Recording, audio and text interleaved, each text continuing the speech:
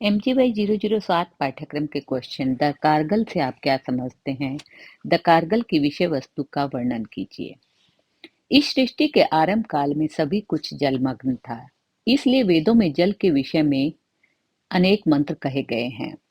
जल जीवन की मूलभूत आवश्यकताओं में से एक आवश्यक तत्व है। समस्त प्राणी जगत तथा वनस्पति जगत विभिन्न रूपों में पर्यावरण से जल ग्रहण करते हैं। जीवन में जल के महत्व को देखते हुए ही हमारे आचार्यों ने इसे अमृत कहा है। वर्तमान में एक उक्ति प्रचलित है, जल ही जीवन है। यह उक्ति सार्वकालिक है, क्योंकि जल के बिना प्राणियों के जीवन की कल्पना करना असंभव है। मानव सभ्यता का विकास नदियों और अन्य जल स्रोतों के किनारे ही हुआ है। इसलिए जल की दैनिक आवश्यकता को देखते हुए मानव ने कुएं, तालाब आदि का निर्माण करना प्रारंभ किया। पहले जहाँ जल प्राप्ति का साधन नदियां या अन्य जल स्रोत ही थे, वहीं विकासशील मानव जाति ने भूगर्भ के को प्राप्त करने का मार्ग सीख लिया, जिससे मानव सभ्यता का विकास अन्य स्थानों पर भी संभव हो सका। वर्तमान समय में भूजल का दोहन बोरिंग, नलकूप, हैंड पंप आदि यांत्रिक विधियों से किया जाने लगा है। किस स्थान पर जल की प्राप्ति सहजता से हो जाएगी, इसका विचार हमारे ऋषि मुनियों और आचार्यों ने संहिता स्कंद के अंतर्गत द कारगिल विधान में किया है।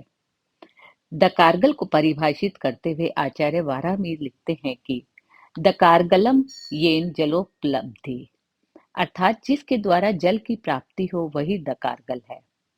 द कारगिल के महत्व को बतलाते हुए आचार्य वाराहमिहिर कहते हैं, जिस प्रकार मानव जीवन में नाड़ियां होती है जिनसे रक्त प्रवाह होता है, उसी प्रकार भूमि में भी ऊंची नीची अनेक जल शिराएं होती है, जिनके द्वारा जल प्रवाह होता रहता है। आकाश से वर्षा के रूप में गिरा हुआ जल ही भूमि के गर्भ में स्थित होता है, परंतु स्थान भेद से जल का स्वाद भी भिन्न भिन्न होता है। अर्थात जिस प्रकार की भूमि होगी उसी प्रकार का जल उस स्थान पर प्राप्त होगा। वाराहमिहिर जी कहते हैं कि जो भूमि ताम्र वर्ण की होगी वहां का जल का स्वाद कसैला होगा। कपिल वर्ण की भूमि हो तो उस स्थान का जल क्षारीय होगा। पांडु वर्ण की भूमि का जल नमकीन होता है और नील वर्ण की भूमि का जल मीठा होता है। जल प्राप्ति हेतु खुदाई के लिए प्राचीन काल में गहराई गहराई मापने के लिए हस्त, पुरुष आदि इकाइयों का प्रयोग किया जाता था। भारतीय ज्ञान परंपरा में जल, जो कि पंच महाभूतों में से एक है, उसको देवता स्वरूप माना गया है। इसलिए जल प्राप्ति के लिए द कारगिल के अध्ययन के साथ ही वरुण देव, जो कि जल के अधिष्ठाता देवता हैं, उनके पूजन और मुहूर्त का भी ध्यान रखना अति आवश्यक है। भूमि में स्थित जल के ज्ञान हेतु भूमि का ज्ञान सर्वप्रथम आवश्यक है। आचार्यों ने वृक्ष, गुल्म, बिल, चींटी, मेंढक, घास, पत्थर आदि से युक्त भूमि पर लक्षणों के आधार पर जल प्राप्ति की संभावना पर विचार किया।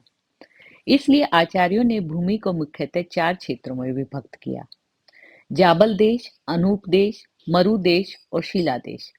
जाबल देश, जिस क्षेत्र में जल न्यून मात्रा में हो वह क्षेत्र जाबल देश कहलाता है। जाबल देश में जल का ज्ञान करने के लिए आचार्यों ने जो लक्षण बताए हैं,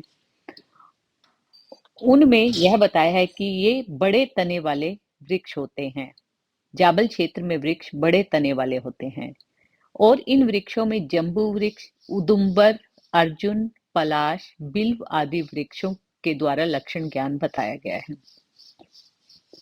अनूप देश, जिस क्षेत्र में भूजल पर्याप्त मात्रा में हो उस क्षेत्र को अनूप क्षेत्र या अनूप देश के नाम से जाना जाता है। इस क्षेत्र में वृक्ष, चिकने वृक्ष, लता, गुल्म, पुष्प के वृक्ष, कुश, काश व तृण घास से युक्त होता है। यह क्षेत्र अनूप देश होता है और अनूप देश में जल कम गहराई पर तथा सर्वत्र ही प्राप्त हो जाता है। मरुदेश, मरुदेश जिस क्षेत्र में जल की उपलब्धता बहुत कम होती है, बालू से युक्त ऐसा भूखंड मरुदेश कहलाता है। मरुदेश के संदर्भ में वाराहमिहिर जी लिखते हैं कि जैसे ऊंट की गर्दन होती है उसी प्रकार मरुभूमि में नीची शिराएं होती है। मरुदेश में प्राय कांटेदार वृक्ष होते हैं। 55 पुरुष नीचे जल ज्ञान की चर्चा मरुदेश के संदर्भ में प्राप्त होती है। शिलादेश। शिलादेश का तात्पर्य पथरीली भूमि वाले क्षेत्र से है, जहाँ जाबल, अनूप और मरु देश में जल ज्ञान के लक्षण प्राय वृक्षों और वनस्पतियों पर आधारित होते हैं। वहीं शिला देश में भूमि वर्ण और शिला के वर्ण के आधार पर जल का ज्ञान बतलाया जाता है। बृहद संहिता में शिला देश में जल ज्ञान के साथ साथ शिलाओं को विदीर्ण करने अर्थात शिलाओं को तोड़ने का मार्ग व उपाय भी बतलाए गए हैं। हमारे पूर्वजों के पास इस प्रकार ज्ञान का इतना अगाध भंडार था कि और उनकी तकनीक भी इतनी उन्नत थी जिसके द्वारा ही समाज के कल्याण का मार्ग प्रशस्त हो सका। जिस प्रकार भूमि को हमारे आचार्यों ने 4 क्षेत्रों में विभक्त कर जल ज्ञान की रीति बतलाई, उसी प्रकार आचार्यों ने भूमि के अनुसार भूमि पर लक्षणों के आधार पर जल प्राप्ति के बारे में भी बताया। लक्षण के अनुसार जाबल देश में जल प्राप्ति।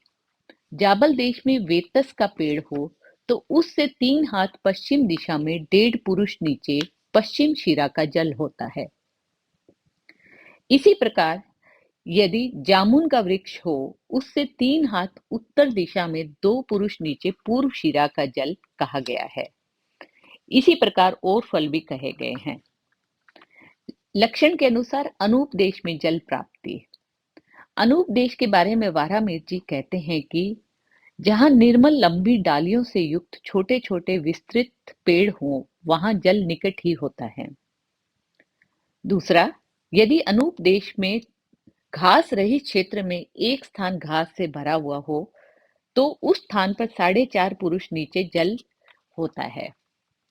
अनूप देश में जहां पांव से तीन बार प्रहार करने पर गंभीर स्वर हो वहां 3.5 पुरुष नीचे उत्तर शिरा का जल होता है। साथ ही ऐसे क्षेत्र में यदि वृक्ष की एक शाखा नीचे की ओर झुकी हो या पीली पड़ गई हो तो उस शाखा के 3 पुरुष नीचे खनन करने पर जल प्राप्त होता है। अब हम लक्षण के अनुसार मरु देश में जल प्राप्ति के बारे में देखेंगे। यदि मरु देश में 2 सिर वाला खजूर का पेड़ हो और वहां उस वृक्ष से 2 हाथ पश्चिम दिशा में 3 पुरुष नीचे जल होगा। लक्षण के अनुसार शिला देश में जल प्राप्ति। जहां पर एक पर्वत के ऊपर दूसरा पर्वत हो वहां पर 3 पुरुष नीचे जल होता है। फिर वर्ण के आधार पर कबूतर, शहद, घृत या सोमलता के समान रंग वाला पत्थर जहां पर हो वहां पर कभी नहीं नष्ट होने वाला जल निकलता है। इसी प्रकार जल ज्ञान के कुछ अन्य कारकों के बारे में भी आचार्यों ने कहा है कि जल रहित देश में बहुत जल वाले देश के चिन्ह दिखलाई दें, अर्थात उस देश में कोमल घास हो तो वहां 1 पुरुष नीचे जल होगा। यदि भूमि को पांव से ताड़न करें और तो गंभीर शब्द हो तो वहां 3.5 पुरुष नीचे जल और उत्तर शिरा होगी। जिस स्थान से भाप या धुआं निकलता हुआ दिखाई दे वहां 2 पुरुष नीचे बहुत जल बहने वाली शिरा जाननी चाहिए। जहां स्निग्ध, नीची, बालू युक्त और पांव रखने से शब्द करने वाली भूमि हो वहां भी 4.5 या 5 पुरुष नीचे जल का स्रोत जानना चाहिए। इस प्रकार भूमि के अंदर स्थित जल का ज्ञान शास्त्रों की विधि से सुगमता पूर्वक किया जा सकता है। जल शुद्धि के प्रकार।